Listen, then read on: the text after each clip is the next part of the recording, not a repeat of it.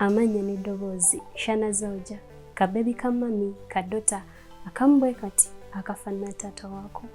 Wano ku My Family Rise mu episode yaffe ey'olunaku olwaleero.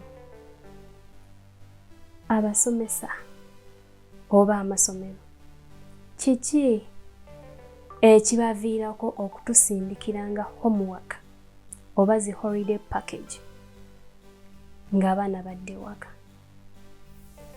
Ssente ze tubawa tezimala kuba kati naffe mutufudde abasomesa. Ate mujjukiremu ekintu kimu nti naffe tugenda obbaweereza abaana ng'ebintu tetubimanyi. Ate ne we tuba tubimanyi tulina ebyokukolako bingi. Naye ggwe oweereza homework, omutaddeko emiggo, omutaddeko okuba ng'otiibwa, mwafuuka bukatonda obutono eri abaana baffe. Bwe siimukole mami oba dadi, madamu agenda kunkuba oba master.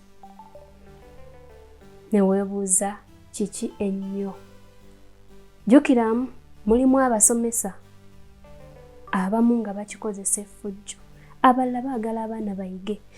Naye manya ekintu kimu ng'omusomesa, waliwo omuzadde asindika omwana nga mu butuufu eya ABC nga teyagisoma, wabula ng'alinamu kasente ke omwana we asobole okusoma aleme okubeera nga ye. Mwebale nnyo okusubscribinga, mwebale nnyo okukomentinga wamu n'okulayikinga. Mugende mu maaso nga mukola kikimu. W'osanga kakilipu akatini bwe kati, genda ku My Family Rise eya YouTube ogenda kuba otegeera ebisingawo. Ono omuzadde yalina omwana we. Omwana we asoma, taata teyayita bulungi, mazima ebyokusoma teyabitegeera. Ate ne maama gwe yafuna eyali asomyeko yakoma mu P4. Omwana ayingidde P6, bamuwadde homework. Omwana bye bamuwadde mu mazima mu homework yenna yali amanyimu ndowooza namba nga 6, bamuwadde namba 10. Teberezaamu omusomesa bagamba charity begins at home. Abasomesa mwe musinga okukikozesa. Omwana azze ku ssomero lyo, sitokisi ziddugala, engatto ziddugala, tiyazeerabidde zikuba eddagala, uniform eddugala. Atuuse omukubidde ku lwekyo, wamuwadde homework.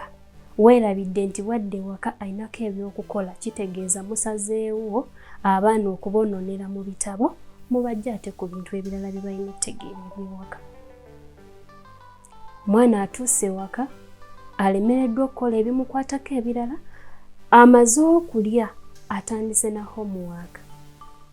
Amanyi maama takimanyi, eno ansa abuuziza maama tagisobola, taata tasobola mubuuzira, agamba sisobola kwebuuza ku taata, addusa agenze mu mikwano gye bamulagirireko. Amazima kwolwo mukwano gwe teyali yatera okumuyitiramu kuba ye yali wa secondary. Senior 1 mwe yali. Bino yabiyitamu dda, naye kwolwo teyaliyo. Maama yakola emirimu gy'ewaka, naye bambi kwolwo yali mukoowa ate nga mulwadde. Teyasobola kwoleza kwedda omwana we uniform. Era omwana olwatuka ku ssomero kwolwo yagamba nti baamukuba kibooko olw'okuba nti uniform eddugala. Lwaki mukyafu? Ekyamuzizza ewaka kyabadde ki? Omwana ono baamuwa homework mungi, amazima n'amulemerera okuba ng'akola ebirala. Tuddeko ku baana abato abava ewaka nga mu butuufu baakatandika okusoma. Obalemesezza okwagala kye balina okukola, mubakeeza ku makya, naddala bano balina school vans. Mwana ssaawa 12 aba yamaze dda okweteeka, muba mumaze omunona, ate ne mumuzza kiro nnyo. Budde ki bw'aba agenda okuba ng'akolera mu homework ng'omwana? Olw'ensonga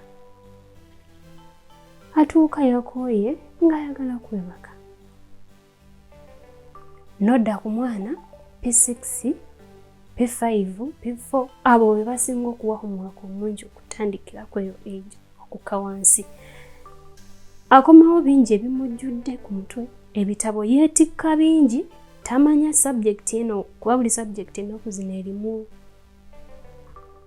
awangambe erimu mbyerabiri n'enyinza okukozesa kuba kati byabo abaana abasoma ssaawa zino. Ffe bwe twasomeranga subject ng'erina ekitabo kimu naye kati subject zirina ebitabo nga 4 buli subject emu. So tamanya nti olunaku olwo tica gundi alina osomesa kaneetikkeyo ebyo. N'avaayo n'omugugu gw'ensawo n'ayingirawo n'omugugu gwa homework buli tica amuwadde no homework olina omukola. Tafunye budde bugenda kuba ng'ayogerako n'omuzadde we nti maama bataata munnange kino mwe musaba zi rimu okufa obufi byonna byonna bigendako homework. Ne mutakoma okwo wabula ne mukuba n'abaana olw'okuba tebatuukiriza buvunaanyizibwa bukola bintu ebyo. Ate wali mu luwummula kisukka. Owulidde luwummula omusomesa wodde ewaka sisuubira nti gwatodda mu bitabo nakulowooleza mwana kiki ky'anaasoma ngazzeemu okusoma, wabula naawe oba mu kuwummulamu. Kyova olaba abasomesa abasinga bagamba nze sikeera nnyo mu luwummula, kati gye ndi ewaka mbeerawo nnyo. Nawummulamuuko nange nanti abaana bwe bawummula nange mpummula. Mu butuufu nga toli ku kya kitabo ogamba birijja, naye omwana ekiseera ky'okuwummulamu kye yandibadde agendako ewa jjajja, kye yandibadde agendako ewa ssenga, oba mwe yandiyigidde emirimu egimuyambako egy'okwoza engoye, kusiimulako ku nnyumba.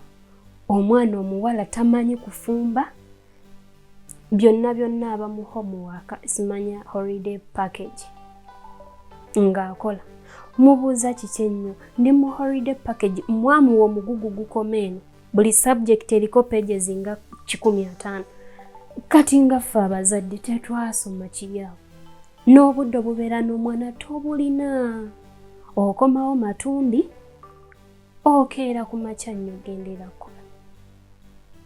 Era waliwo omuzadde omusajja omu yakuba omwana we n'amugamba gwe bino biki by'ombuuza? Nkuweerera kugenda ku ssomero nakomawo kumbuuza biki by'olina okukola? Era yamubuuza sikuweerera? Ompeerera taata. Kiki ekikumbuuzisa ebibuuzo? Lwaki? Bagamba bw'oba oswadde ebiseera ebisinga oleetako ekintu ekimu ekikuyambako obuswavu okuvaawo. Katata yalabanga omwana amubuuzanga ebibuuzo.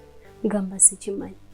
Automatically yalina kumukuba omwana obutaddamu kumubuuzanga omwana tayagala kumanya nti nno taata takimanyi. Ate twajjirwa abaana abamu abato ayinza okubuuza mami what is this 1+1 ng'akaka akamanyi naye ng'alina okulemerako akubuuze. Kati ate ono omukulu atuuse P4 weesomera mpaka mu P2 P1 ate ebyedda si bye byakati.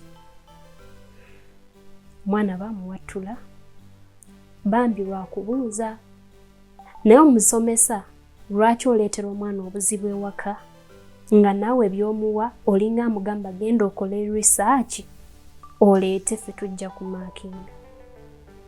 Ne mukifuula ekyakkatala ne mukuba abaana lwaki subject tewazimalaayo, buli omu ayagala agolole subject ye.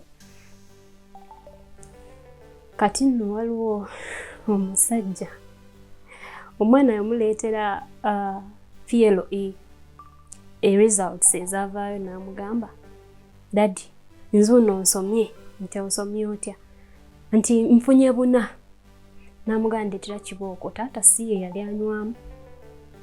Mugamba leeta kibooko. Nti ate taata yaaki? leeta kibooko nkusomesa genda funa buna. Ekikumi tekyaliyo oba 7 ondeetedde buna ndeetera kibooko. Amagezi watwala ga nnyoko efe ewaffe tuli bagezi bambi nga n'okwewaayo ayogere bw'atyo. Lwaki mututeeka ku pressure bwetyo? Okay, mwebala okusubscribinga, okukomentinga n'okulayikinga. Woosanze wonna kakilipa katini teweerabira genda ku My Family Rise ku YouTube ogenda kubolaba ebingi ebisi.